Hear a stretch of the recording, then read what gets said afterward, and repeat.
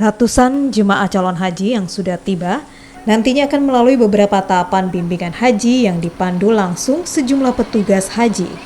Jemaah calon haji juga akan menjalani pemeriksaan kesehatan sebelum diberangkatkan melalui embarkasi Makassar. 450 calon jemaah haji terdiri dari 242 jemaah calon haji asal Kabupaten Sinjai dan 135 jemaah calon haji asal Kota Parepare, serta 73 jemaah calon haji asal Makassar.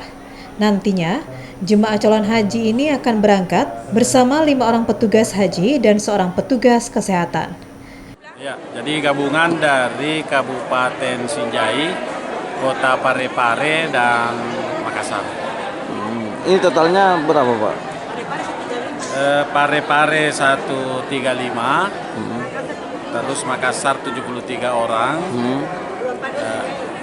selebihnya itu Sinjai 242. Jumlahnya 450.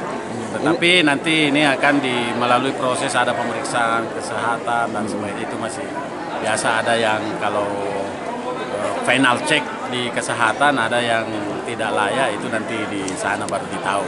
Jadi selama di sini pada saat penerimaan ini nanti mereka langsung kita kasih gelang identitas jamaah.